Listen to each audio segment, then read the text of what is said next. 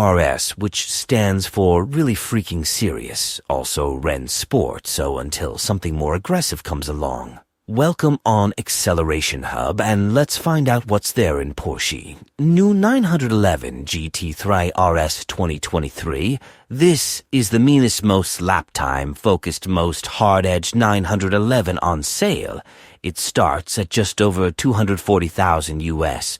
But chuck on the Visoc package and a paint to sample color, and you're healthily into the 300,000s, and beyond that, you can even pay 20 grand more for a paint to sample plus color, which lets you choose any color you can think of.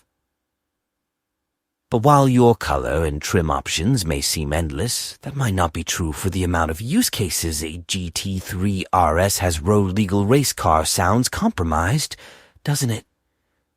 This has a crazy wing and all the aero bits and carbon fiber everywhere, and bucket seats. It is loud in-here DRS enabled when a suspension system gets as advanced like the one in this GT3 RS.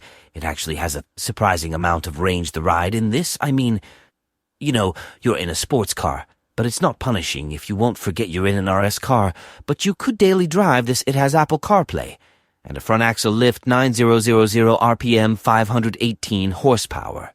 And I know what you're thinking. By today's standards, that number is not crazy. It's not even that much more than a normal GT3, and yeah, they've done some fancy things with the engine by fiddling with the cams, and it does put out more power in the top end. It also inherits the 7-speed PDK from the GT3, and this time with a shorter final drive ratio that, in combination with some of the most satisfying paddle shifters ever I know. But that's lucky because the RS is PDK only. But that's not the RS's theme, 9,000 revolutions per minute. I mean, it's amazing. But the GT3 has that GT3 RS is different, and not like other girls kind of different. It's actually different because, well, all the other fast cars out there are adding hybrid systems to make their cars go faster, and therefore adding weight. The RS takes a different path. It is a masterclass in downforce. Almost 1,900 pounds of downforce. That's over double the previous GT3 RS. That's more than a McLaren Senna. And have you seen what one of those looks like? Yeah, more downforce equals more grip, so it's because sometimes generating speed isn't as important as maintaining it.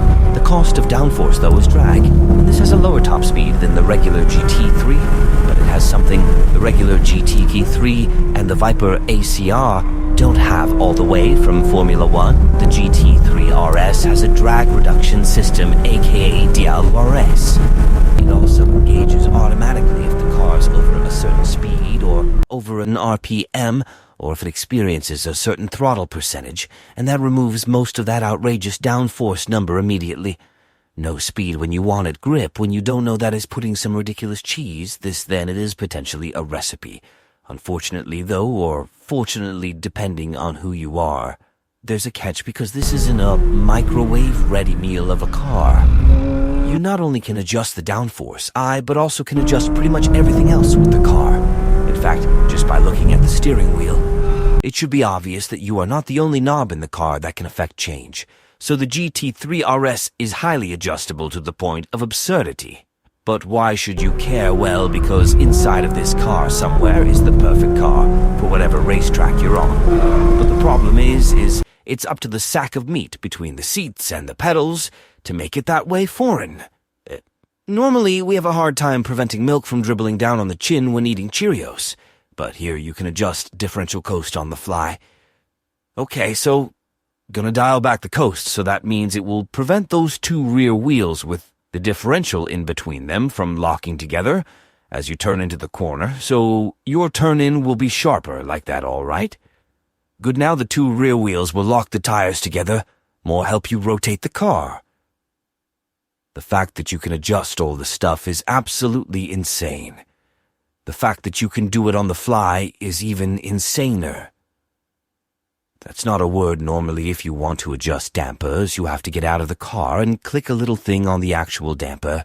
If you want to adjust differentials, you gotta put a different differential in the car. Happy you could do this. You know, its supercar is crazy, and its engine, its clicky paddles are outrageous. It's not unsettling, the car is staying planted. The grip is hearing, this is just such a sensational car. Oh, and there is still a lot of downforce at speed. And then smoothly come off the brakes near the turning point as the downforce bleeds off, which meant I believe I could brake later in this car than any other car we've driven here. Couple that with just how well the car handles and how sticky those Cup 2Rs are, and you're looking at a very quick lap time. So the downfall's king. The downforce king. Crazy, it's so crazy, it's so good. Okay, so wow, GT3 RS, maybe next gen. Basically, this is a race car when you drive it. There's nothing about the experience of going around a corner in this car that is anything like any road car. It doesn't hide that fact, though, does it? Look at it. It's quite a loud car and tons of carbon fiber. I love the little nostrils. You know what these kind of remind me of? They remind me of like gills. They look like an avatar, a water thing.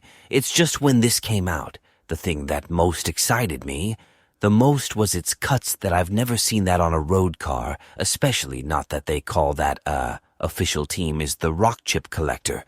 No, that's why it's been very wisely, beautifully preserved. It's a brilliant piece of design. It's all about evacuating air from inside the wheel.